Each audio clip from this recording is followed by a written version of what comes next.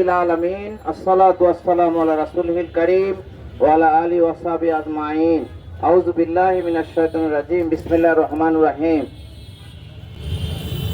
সংগ্রামী ভাইরা, আজকে আমরা যে মিছিলের ব্যবস্থা করলাম, মিছিল করলাম এবং এখানে সমবেত হয়েছি, উদ্দেশ্য একটাই, সেটা হলো আগামীতে 19 জুলাই বাংলাদেশ জামাত ইসলামের পক্ষ থেকে মহাসমাবেশের ডাক দেওয়া হয়েছে সোহরাওয়ার্দী উদ্যানে। এই সমাবেশ আমাদের সফল করতে হবে।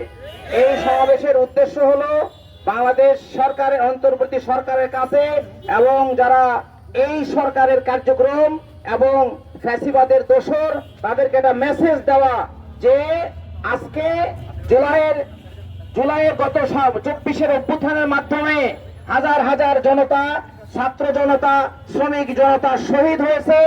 হাজার হাজার ছেলেরা, মেয়েরা তারা অঙ্গহানি হয়ে বিছনায় কাতরাচ্ছে। তাদের একটাই দাবি, এই দেশটা সুন্দর হোক, সংস্কার হোক।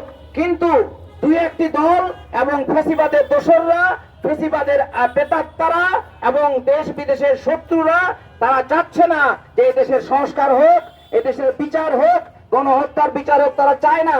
তারা যে কোনো ভাবে ঘোলাপানি করে পরিস্থিতিকে ঘোলা করে নির্বাচনকে কোনো মতে একটা যেমন তেমন নির্বাচনের মাধ্যমে আগের ফ্যাসিবাদ ফিরিয়ে আনতে চায়। আমরা যে কোনো মূল্যে এই ফ্যাসিবাদকে ফিরিয়ে আনতে দিব না। এবং এই লক্ষ জনতা একখানে হবে, লক্ষ লক্ষ জনতা, এই ঢাকাবাসী এবং আশেপাশে থেকে যারা এসে এখানে সমবেত হবে এবং দেশবাসীকে, বিশ্বকে এবং দেশবাসীর শত্রুকে আমরা জানাই দিতে চাই যে এদেশে পিয়ার পদ্ধতির নির্বাচনের মাধ্যমেই সত্যিকার ইনসাফপূর্ণ নির্বাচন হবে, দেশের মানুষের প্রতিনিধিত্ব হবে এবং মূল নির্বাচনের আগে স্থানীয় নির্বাচন হবে এবং আরো কয়েকটি মৌলিক সংস্কার সাধন, বিচার দৃশ্যমান হতে হবে। তা না হলে এদেশের মানুষের রক্তের বিনিময়ে যে বিপ্লব, যে অভ্যুত্থান, সেটা ওইভাবেই থেকে যাবে, বাস্তবায়ন হবে না।